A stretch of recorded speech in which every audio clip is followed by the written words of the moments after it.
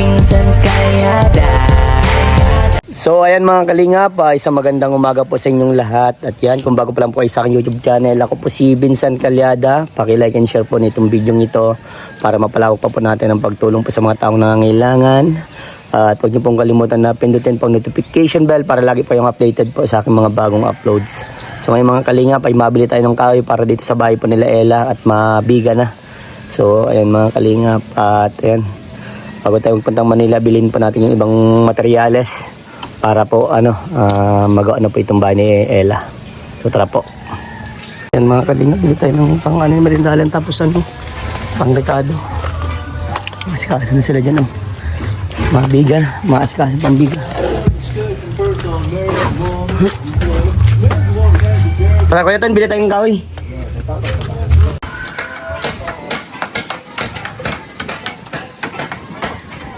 Mga kalingap, yung in-order nating kahapon na buhangin.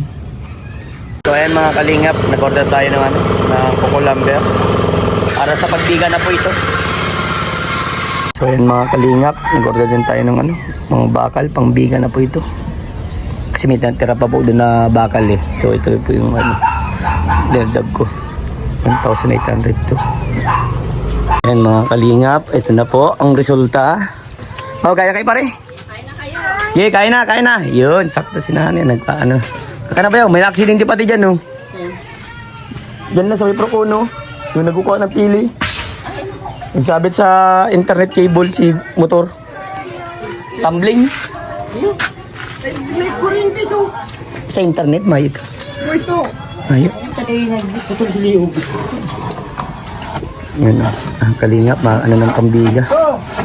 Kakana ka mga, Jay. Ano, Kuya Ton? Bayaw. Ganda na.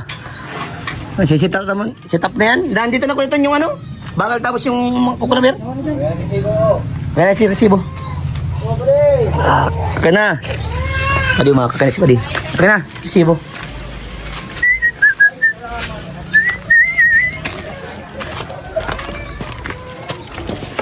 Kaya ka mo, Jay.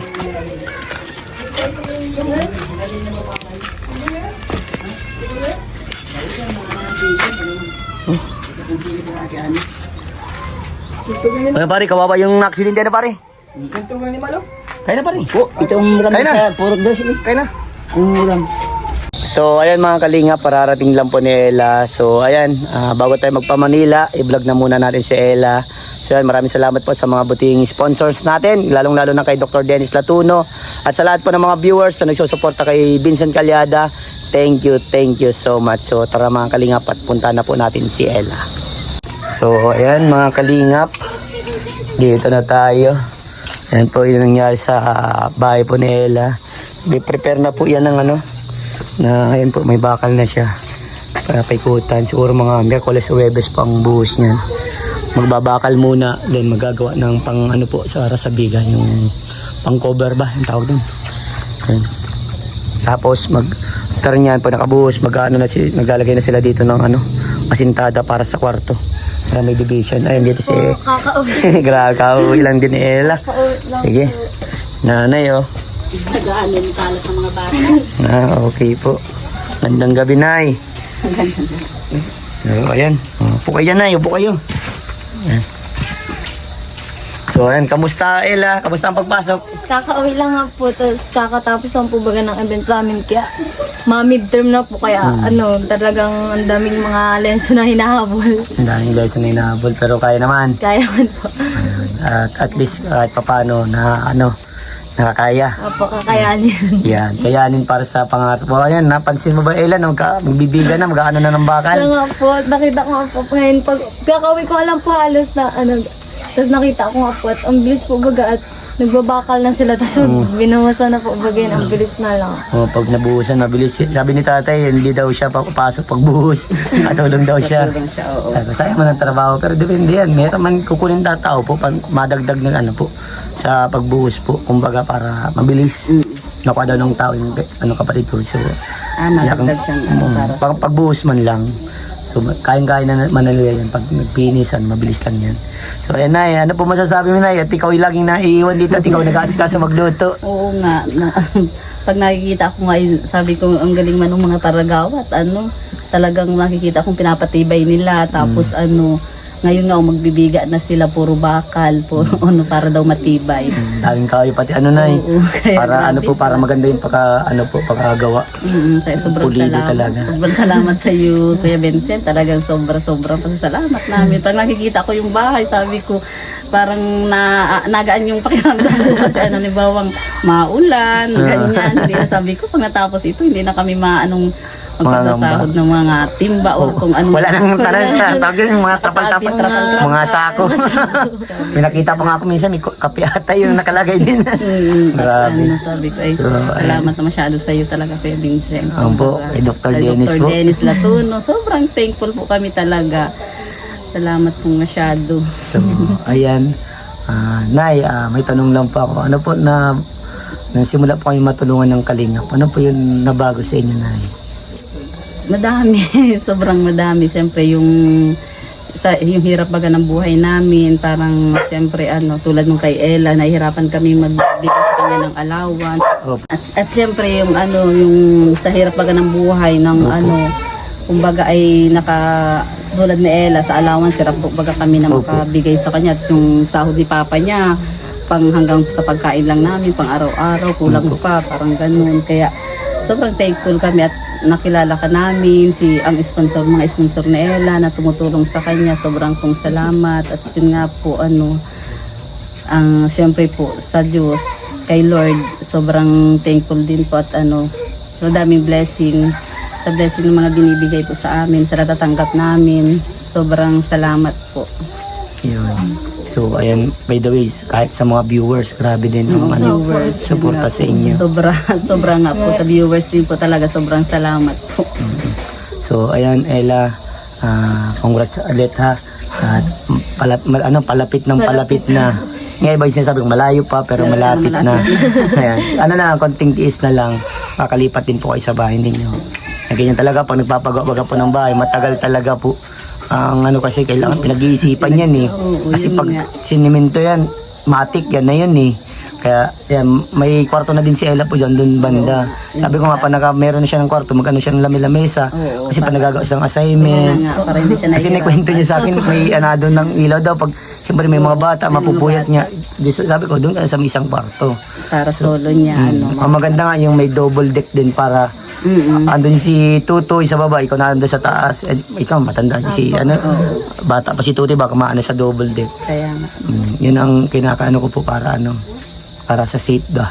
So ayan, alam ko masaya kayong masyado. Sobrang po sa So ngayon po ako po ay aalis, Manila pa ako. 1 week din pa ako doon. Kayo na muna po bahala sa mga tao po, sa mga nagtatrabaho. So ang dadala man dito po si Papa ng mga panluto. Lutuin mo na lang nanay. Si Papa na sasabayan ko naman kung ano mga pong lulutuin. Kasi ko na po bahala nanay. Kompleto rekado mo na po yun. Hanggang pang merindalan, pang magaan. Po, yun na po ang gawin nanay. Tapos, yan. Medyo wala ako pero may mga vlog po sa inyo nagpaano ako sa mama ni 3J na magbibigay lang katanungan tapos ipa-vlog ka na para mayroong update lang ba kasi pag-uwi mo kasi hindi mo kita mawawala nasa malaya akong lugar. So ayan, Ella, anong masasabi mo dahil yung bahay mo ay mag-umaganda na, nakikita na yung progress? Una-una po talaga, sobrang thankful po talaga ako kay Lord kasi po hindi ko din po talaga na-expect na may gantong biyaya pong darating sa amin. Tapos syempre po sa Kuya Vincent, kasi po simula po nung nakilala po namin kayo, ang dami po talagang blessings na dumarating po sa amin. Especially pati po yung bahay namin pinapagawa. Tapos kay Dr. Latuno po, thank you so much po. Kasi yung pong bahay namin is pinapagawa niyo po para po hindi po ako mahirapan din sa pag-aaral ko. Tapos syempre po yung sa allowance ko po na talaga pong laking tulong po sa akin para makapag-focus po sa school. Tapos syempre po dun sa mga viewers po, sa mga viewers po ni Kuya Vincent, thank you so much po sa patuloy na pagsusuporta po sa vlog na tungkol sa amin, sa mga vlog din po ni Kuya Vincent. Kasi po sobrang laking tulong po talaga. Thank you so much po. pinapangako ko po sa inyo, Kuya Vincent po, sa mga sponsor po na tumutulong sa akin, kay Dr. Dennis po, talagang pinapangako po na gagawin ko po lahat para ma-prove po sa inyo na talagang panggagalingan ko sa school and parang worth po ako nung tinutulong niyo. Yun. So, yun lang ang tayong kahilingan namin, Ella, na makapagtapos ka. Kahit magulang mo, yun din ang Yun talaga po. tayong kahilingan na makapagtapos ka. At siyempre, wala naman magulang na hindi nangad para sa anak na makapagtapos, di ba? Laging makapagtapos. Para makapagtapos Ayan, para sa kanila. Yes, para makuha yung goal mo. Nabilib nga ako kay tatay, nanay, sinabi niya, kahit hindi na sa amin, para sa kanya na Yun lang. naman talaga baga ang ano ng Ang magulang. Opo, grabe, bilib talaga ako sa mga Baga hindi na magulang. nila maranasan yung naranasan namin na Yes. hirap. So kung baka magkukwentuhan tayo about sa naranasan yung nanay na hirap, baka maiyak lalo kami. Kaya nga. Mas grabe siguro yung hirap na dinaanan nyo. Maski din magulang ko nagkikwento about dun sa mga past nila, sa mga nangyari noon. Grabe, sobrang hirap. Naranasan nila kumain ng ng mais. Ganun, grabe. Naulam nga kami ng toyo.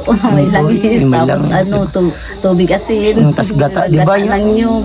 Gagatain mo lang sa kanin. Ganun. Yung balaw na, yung parang, inihaw. Inihaw lang. Tas may kalamansi. Kalamansi. Yun na, isama mo na yun sa Grabe. So, kumbaga iba yung nararanasan natin sa naranasan ng magulang natin. Yun ang ayaw ng maranasan ng mga magulang sa anak namin. Yes. Kaya inaano namin na makatapos talaga sila ng pag-aaral. Kasi kapag nakatapos ka baga ng pag-aaral, talagang andyan na.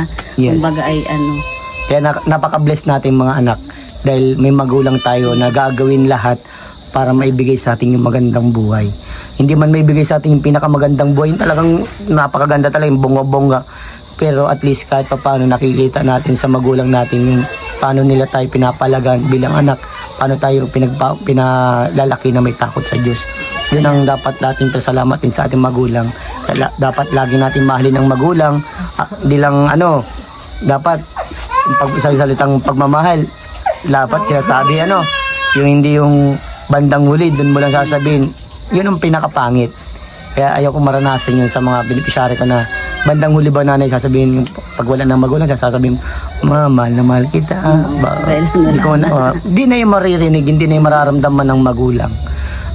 So ayan Ella, pagpatuloy mo lang, maging mabuting tao. At hangad ko na yung pangarap ay matupad kasi deserve mo talaga. Napakabait mong dalaga. Marami kang binago ang buhay. Maraming na-inspired sa iyo, Ella. Sobrang bait mo at maraming natututunan sa iyo ang mga viewers natin. At proud sila sa iyo, ha. Napakatalino mo daw, napakaganda pa. Bihira ang ganon. Na biniyaya ni Lord na di lang ganda, may talino pa. Basta laging gawin mo lahat ng binigay sa iyo ni Lord na talent, gawin mo sa tama. Huwag yung sa mali kasi pangit. Ang pangit sa itsura ng ang tao, di ba, Nay? So, ayan. Pakisabi na lang kay tatay.